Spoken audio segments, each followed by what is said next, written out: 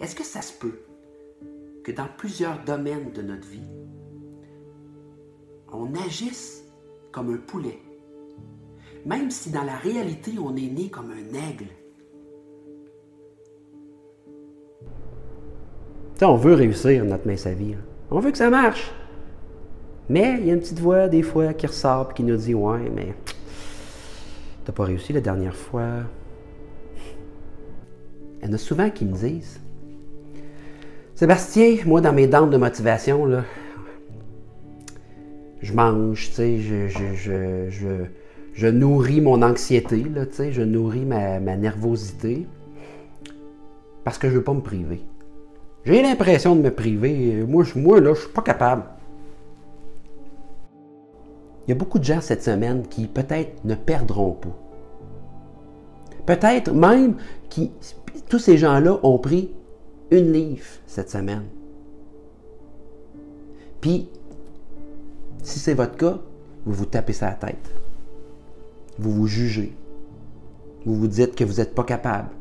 Puis là, vos souffrances puis vos peurs, ils prennent le dessus. Puis là, le mince à vie, dans ce temps-là, ça se peut très bien qu'ils prennent le bord. Parce que des fois, j'ai tendance à plus me taper ça à la tête que d'être fier de moi. On dirait que je ne suis pas capable d'être fier de moi. On dirait que j'en ai jamais assez puis je me sens jamais assez bon, assez bonne. Bienvenue dans le club. Par moment, là, je te jure, moi aussi, j'ai cette problématique-là. J'en fais jamais assez. L'importance de l'expérience. Voulez-vous, s'il vous plaît, prendre conscience que chaque pas mince à vie est une expérience qui vous aide à grandir? Mettez ça dans votre sac à dos. Puis ressortez tout ça pour me faire de la fierté. Ouais, mais t'as coup que ça marche pas. Ouais, mais j'ai mal au dos. Ouais, mais c'est pas facile, là. Ouais, mais sais-tu quoi? On dirait que je pense que je ne mérite pas. Ouais, mais t'es élevé comme ça. Ouais, mais ça a toujours été comme ça. Ouais, mais. Puis là, on demande à la vie de nous mettre des bâtons dans les roues, puis c'est ce qui arrive. Tu sais, c'est cute de dire aux gens, j'embarque dans mes savies, puis je prends soin de moi, puis je veux. Mais savez-vous quoi? C'est cute aussi de dire j'ai de la misère. Je me sens seul, j'ai de la misère, je trouve ça dur. Restez pas seul. Allez chercher le support, demandez de l'aide. Allez dans les groupes, allez voir les vidéos, appelez à Mince à vie. Parce que vous savez très bien, comme moi, que de juste s'inscrire à Mince à vie, c'est pas ça qui fait perdre du poids. C'est de vivre Mince à vie qui fait perdre du poids. C'est de poser les actions. La fierté, elle vit parce qu'on s'est mis des standards de santé. On s'est imposé ça c'est magnifique. Et on s'estime, lorsque je vis de la fierté à Mince à vie, je m'estime d'avoir investi de ma propre personne pour y arriver. Avez-vous remarqué que des fois dans Mince à vie, il y en a qui vous disent « Pourquoi tu fais ça? T'es bien correct, t'as pas besoin de ça. Pourquoi tu fais ça? Voyons donc, apprends à t'aimer comme t'es, avec tes 100 livres, 200 livres, 300 livres en trop.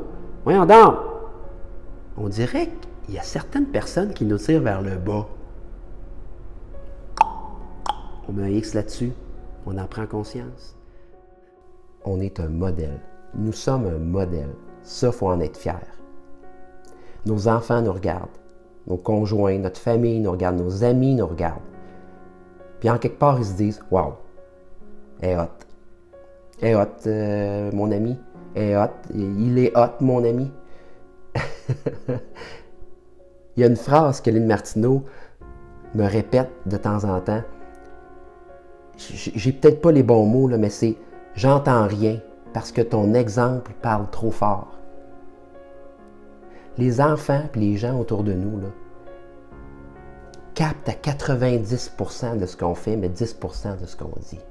Puis ça, là, quand on passe à l'action dans Mince à vie, on peut en être fier. Donc, c'est de dégager, c'est de vivre cette fierté-là.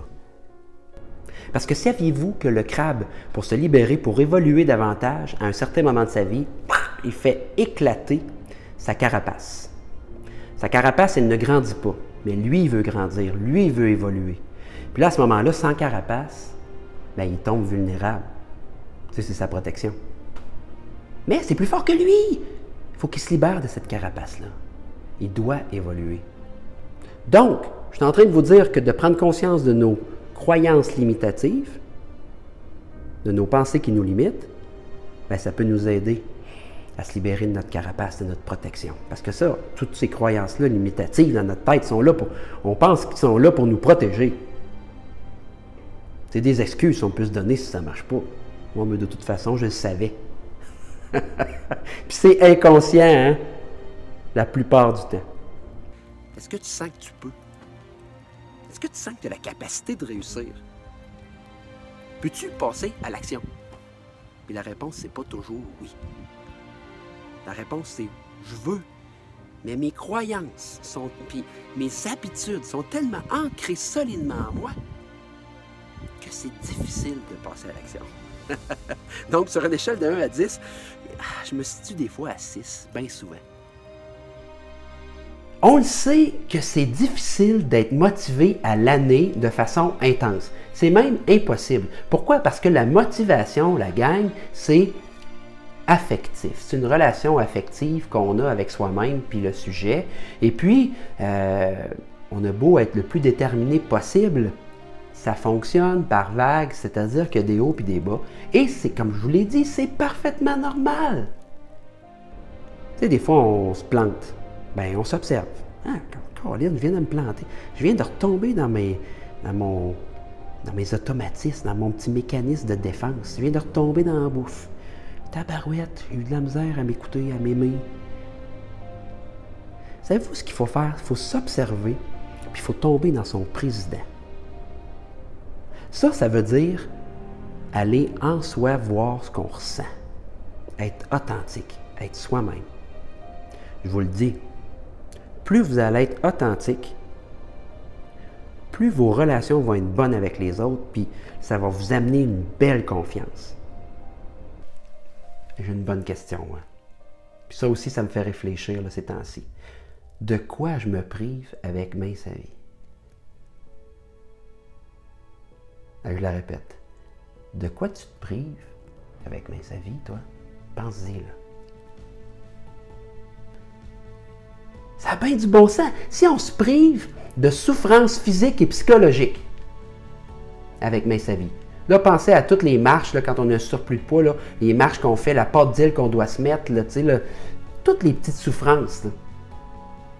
Si tu te prives d'une prison, toutes les peux pas.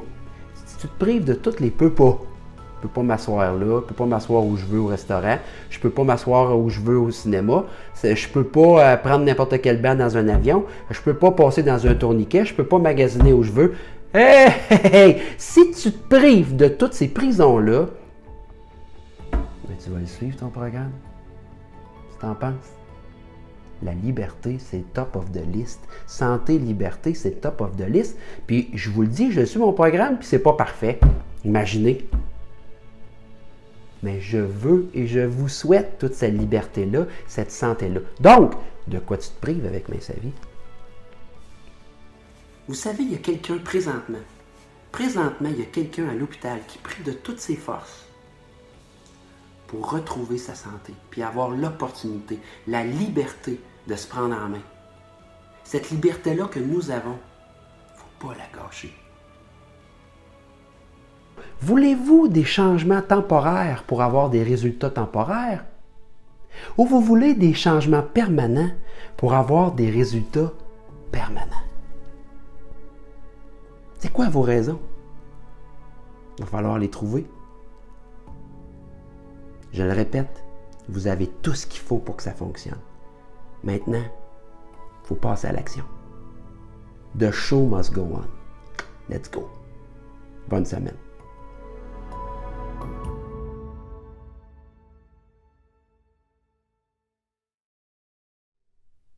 Un petit objectif à la fois. Il y a un proverbe connu ou inconnu, peu importe, mais en tout cas, moi je le connais, je vous le partage, qui dit « Heureux celui qui prend son temps pour aller vite ».